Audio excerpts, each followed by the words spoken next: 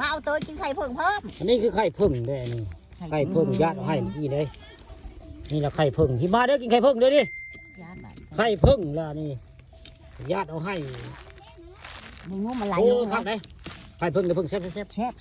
บ ไข่เพิ่งบ้านเฮาเลยนี่ หวานก็หวาน น้องสาวเอาให้ได้นางขาวคนบ้านอ่างเพิ่งไข่เพิ่งให้บุคคา ต้องเท้าเพิ่งทำไปแล้ว ก็เลยเอามาในงานนี้แล้วนี่งานเอาเตยเลยนี่นะ กระยามัน นี่ มัน ห มี น้า ระ ตา หบอยู่ คน เนี่ย กินเตย เด็ด ลงไว้ กินไข่เพิ่ง เช้าก่อนเด็ด กินไข่เพิ่งดู มาไหมกินไข่เพิ่งนี่ เช้าเมื่อก่อนก่อนเมื่อแห้งเมื่อแห้งมันเด็ด จะว่าเมื่อยไหม ไม่จะบอก เดี๋ยวว่าเมื่อยว่าดิฉันร้อนแรงก่อนร้อนหลายก่อนนี้ ร้อนมากค่ะ ยายอันนั้นอยากเอากะมันมาโฮมอยู่ มาเด้อไปจะกินไข่เพิ่งเด้อจะหาว่าบ่ส่วนได้แซ่บหวานอร่อย เฮ้ยแล้วบอกชวนเด็กดิ สรรพคุณของเพิ่งนี่บอก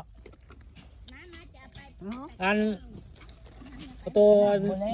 ต้มกระตัวหั่งเพิ่งด้านมันจะเป็นเพิ่งจะเป็นเพิ่งดีเขาจะเอา มาชมทางนั้นเอาตัดหลายๆแล้วที่จะไปชมเนาะ เป็นเพิ่งดีแล้วเป็นก้อนเป็นต้มเป็นก้อนนะ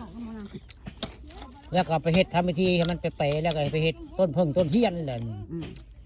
เฮ็ดเทียนได้อันสรรพคุณของมันนี่ฮะเพิ่งนี่แล้วกินกะ ให้คนสีสันดีร่างกายดีได้กินเรื่องกินไข่มาแล้วกินน้ำมันน้ำผึ้ง บ่ฮอดมือมันจะไปลงโหดบ่เพิ่ง สรรพคุณของน้ำผึ้งไม่ว่าไข่ผึ้งนี่ ยันไปอยู่เวร จะมาว่าให้ฟังว่าสรรพคุณไข่ผึ้งเป็นแบบไหน โอ้ยแซ่บเนาะไข่เพิ่งเนาะแซ่บ หั่งมันขี้ย้อนมันไปต้มเนาะไปต้มแล้วก็ มันเป็นมันล้างแม่แมว มันเป็นผึ้งออกมาไหน ป้าแมวเก็บเอาเด้อ อันนี้โทษนะคะโทษนะ เพราะว่ามัน เป็นเพิ่งมันก็ไปก้อนอยู่ผู้เดียวมันเพิ่งอันน่ะเคยเห็ดอยู่ แล้วก็เขาขายแพงแล้วตัวผึ้งเนี่ยไม่ถือได้ ได้เปลี่ยนนึง ขายผึ้งเปียกเป็นเปียกได้นี่ เอาขึ้นถ้วย สรรพคุณของผึ้งข้าปานคำเอามาว่ามาจ้า ไข่มันกินน้ำมัน ให้ผู้จาเบิ่งเนาะฟังว่าผึ้งอันนี้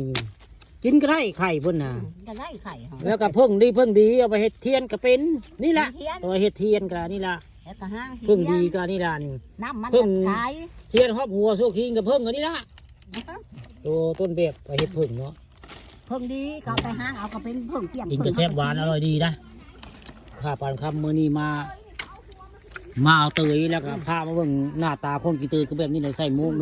บิ่งรถ นี่แหละคนกินเตยบ้านโคราชตะบนนาตาเนี่ยนั่งยุ่นนุกกันนุ่น นั่งรุ่นมงคล มึงคุณบ่ มงคลจะไปเจ้าลูกกระโดด บ่ นั่งรุ่นมงคลประโคกอาด บ่แล้วไปจ้ะ โอ้ย เปลี่ยนเป็นนามสกุลนะเนาะ คนปากโอ้โอ้ ผักหวานได้กินทั้งได้กิน ทางได้กิน คนกินเตยบันโคกสะอาด กินไข่เพิ่งทั้งอันบ่ายจับบ่ายเตยอันนี้ว่าเรื่องคนกินเตยให้พังมื้อนี้ม่วนคักแล้วก็คนมาหลายทีมงานคุกศาสตร์ตำบลนาตาลมาเอาเตย เอาเด้อ ไปงานที่คูโลว่าพิษงานคูเล่ว่าพิษงานที่คูเล่โตจากคูโลนี่คูโลกะของพุทธเรียบานนี่คูเล่ได้ที่คนคูเล่วันที่12-13อย่าลืมอย่าพลาด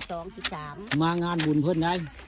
มีกองยาวมือแรก 3กองยาวเครื่องวงตีพร้อมเด้อมา ตี เด้อ พร้อมได้12-13อย่าลืม เครื่องกอง มางานบุญในคูเล่บ้านโคกศาสตร์ตำบลนาตาลอำเภอตะงอยจังหวัดสกลนคร